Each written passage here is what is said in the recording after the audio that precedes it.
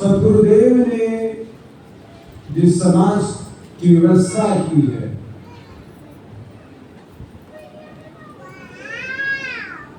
वह भिन्न है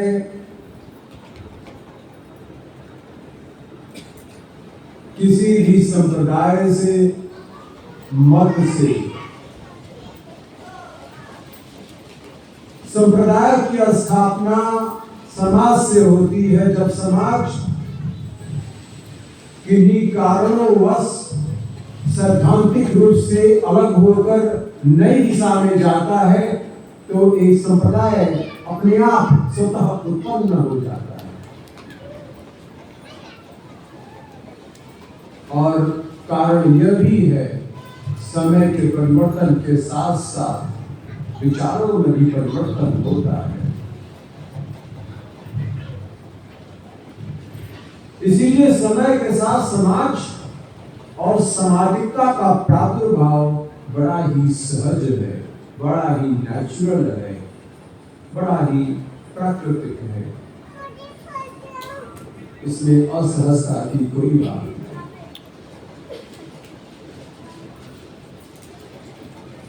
सदगुरुदेव का जो सिद्धांत है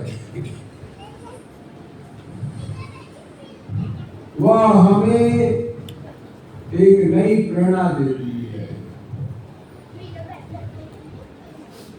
हमारे वीरों ने अपार संघर्षों के बाद हमें एक हाथी दी है, एक संपत्ति दी है, जिसको सबसे ज्यादा इसका बोध है वह महान जीवन जीता है। जिसको बोध नहीं है वह सिद्धांत से च्युत होकर संसारिक कर्मों में लिप्त हो जाता है। यही कारण है कि हम सभी एक समाज के हैं पर भिन्न भिन्न है। हमारे स्वभाव भिन्न भिन्न है, हमारी सोच भिन्न भिन्न है, हमारी प्रतिक्रियाएं भिन्न भिन्न है। इसलिए समाज इतना विभक्त दिखता है।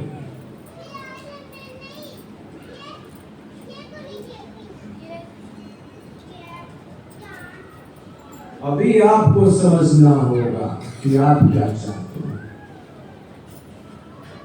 यह समाज कुछ नहीं, हम सभी हैं।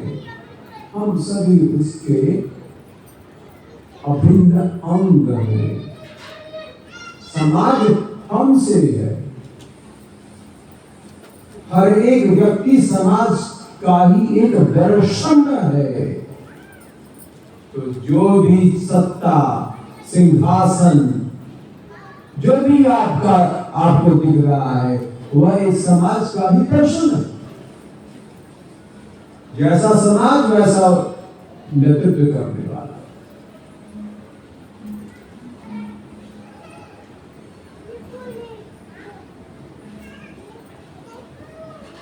अगर आपको पता हो 8 लाख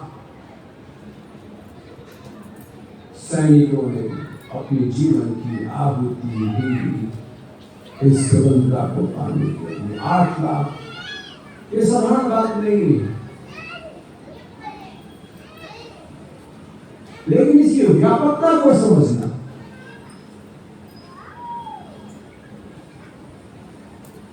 इसकी गुणता को समझना और साथ में अपने जीवन का निर्माण करना, दोनों अलग तथ्य है। एक 15 अगस्त आ गया और फिर 16 अगस्त 17 अगस्त आते आते सब भूल गए।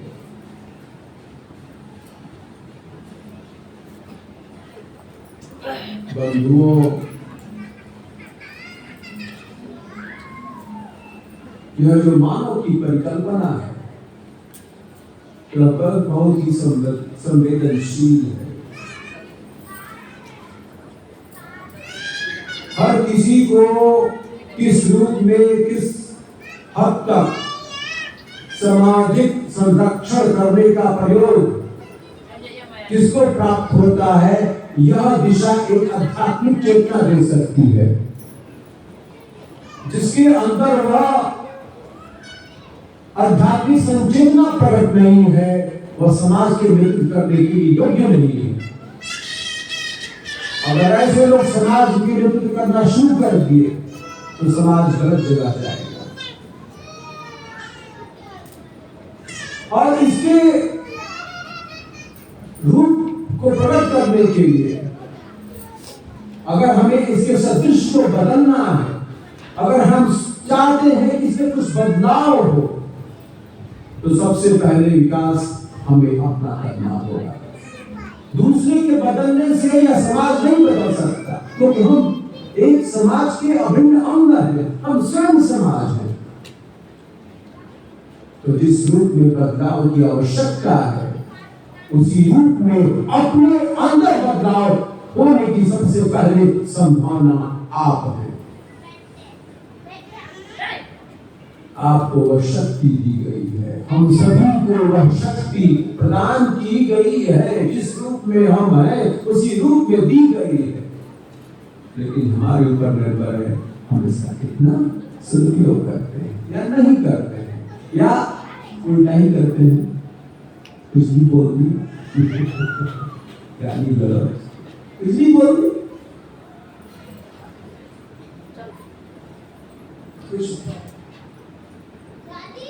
अगर आप देखें आज के इस यूरोप के देशों को, जो बहुत ही समृद्ध है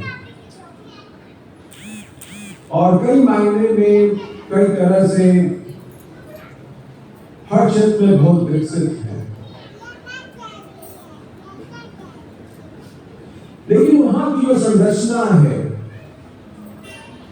बहुत भिन्न है।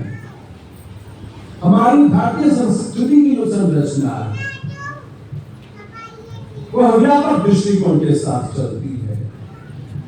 वह वैश्विकरण के माध्यम और रास्ते से पकड़े चलती है कि पूरा विश्व ही हमारा समाज है। सदगुरुदेव का सिद्धांत वही है।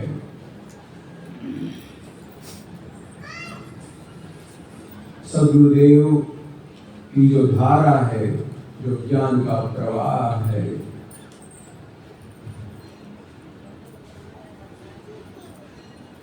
उसी दिशा में हमें आगे ले चलता है।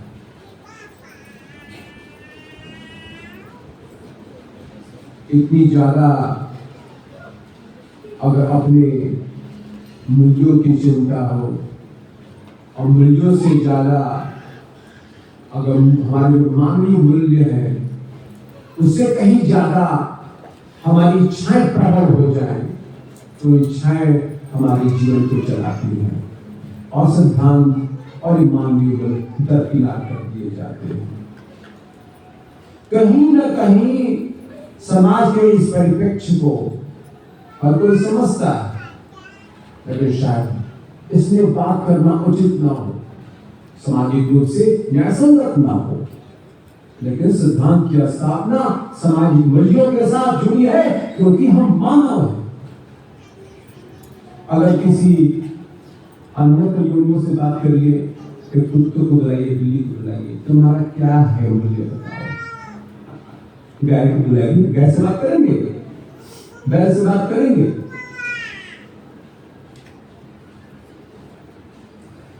क्योंकि प्रकृति ने उन्हें दे दिया है सॉफ्टवेयर, उसी सॉफ्टवेयर पे वो काम करते हैं, वो प्रकृति के साथ नियमों के साथ जुड़े। सबसे बड़ी सबसे जो महान बात है मानव होने का, वो क्या है? आप कभी सोचिए, आपसे पूछा जाए कि आपके पास सबसे बड़ा एसेट क्या है, सभी से पूछा जाए, हर किसी से पूछा जाए, आप क्या बोलेंगे? सबसे बड़ी खाती संपत्ति आपके पास क्या है, जो गाय के पास नहीं है, बिल्ली के पास नहीं है, कुत्ते के पास नहीं है, घोड़े गधे के पास नहीं है? क्या है आपके पास? पूरे कोई कहता है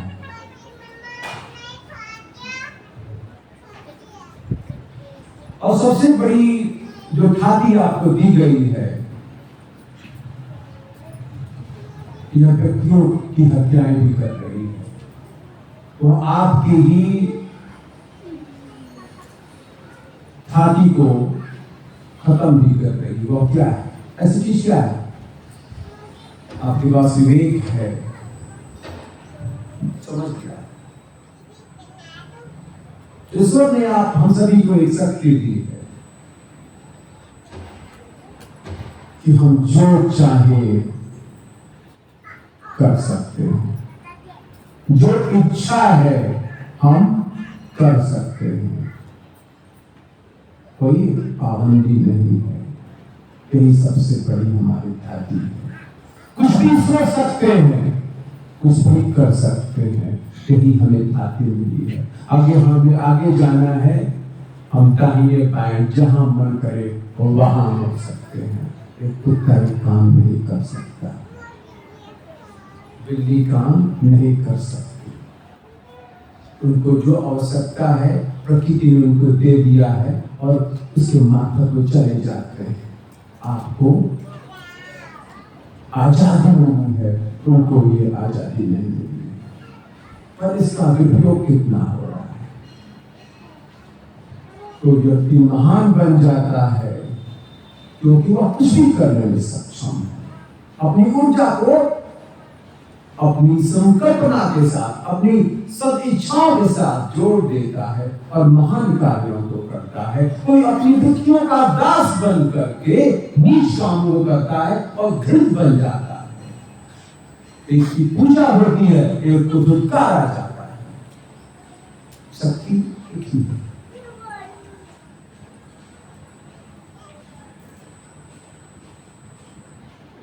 सद्गुरुदेव का जो सिद्धांत है वो आपको समझाने के लिए है। हम सभी को एक दिशा प्रदर्शक यंत्र है विहंगम योग कि हमें किस दिशा में ले जाना है। सद्गुरुदेव का जो सिद्धांत है वह दिशा प्रदर्शक यंत्र है विहंगम योग की साधना। इससे ही हमारे जीवन का निर्माण होता है। यही सिद्धांत है, यही सत्य है, यही समाज को बनाता है। तो हम सभी पर निर्भर है कि हम कैसा जीवन, किन सिद्धांतों के साथ, किन मूल्यों के साथ हम अपने जीवन को जीना चाहते हैं। यह हमारा विषय है, बड़ा ही व्यक्तिगत है, सबके साथ है, सबके अंदर स्वतंत्रता है। यही स्वतंत्रता सबसे बड़ा चोट भी है जो आपको गिराता भी है।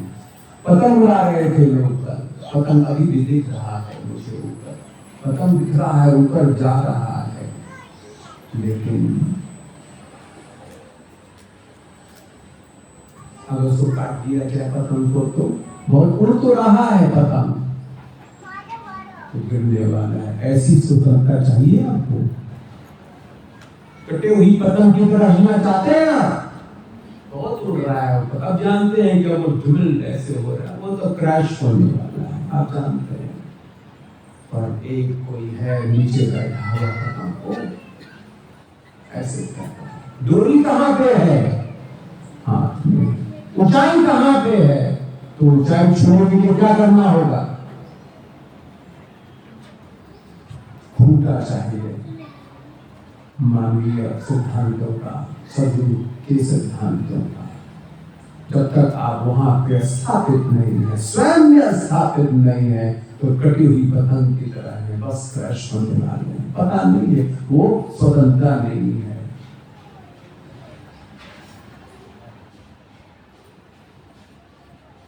आप के अंदर वो शक्ति दे दी गई है। हम सभी के अंदर वह शक्ति विद्यमान है। हर काल में, हर समय, हर क्षण वह शक्ति विद्यमान है। तो सबसे जो बड़ी वस्तु है वह है आत्म तत्व। आत्म तत्व को समझना, हम क्या हैं, हमारा जन्म क्यों हुआ, हमारा उद्देश्य क्या है, हमें क्या करना चाहिए। अपने आप को समझना सबसे, अगर हम अपने आप को समझते हैं तो पूरे ब्रह्मांड को समझते हैं।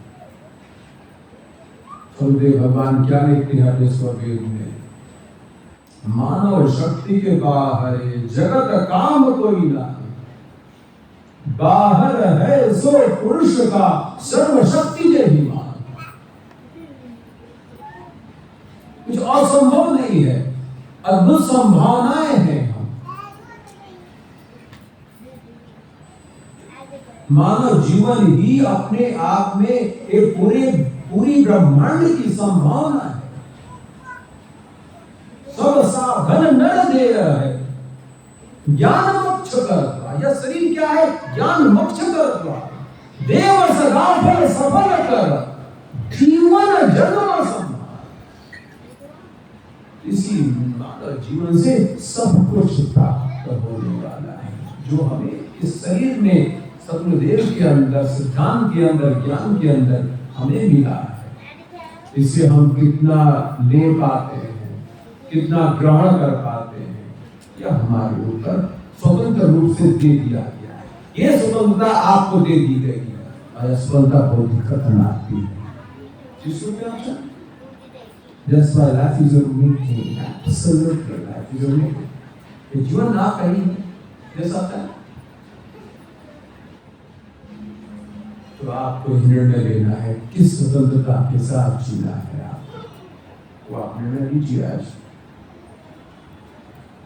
भोजन का समय हो चुका है, सब लोग भूखे होंगे, और भोजन तो ऐसा होता है कि एक बार व्यक्ति बस जहाँ साधना में लग गया, बोलने में लग गया, तो फिर वाणी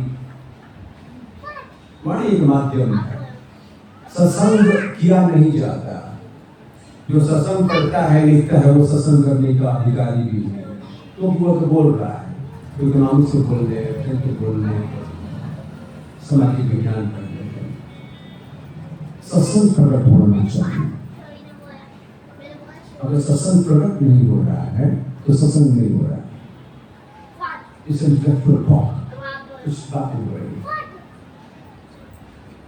और वह जो करता है उसको स्वयं पता नहीं होना चाहिए। अगर पता है तो ठीक नहीं, क्योंकि अगर पता है तो समय के साथ है, समय के साथ तो बंधन है, समय के साथ जो काल और प्रकृति के अंदर है। काल प्रकृति में जो भी सिद्धांत बोला जाए वो समय के साथ बदलता रहेगा। जो आज सही है वो कल नहीं रहेगा।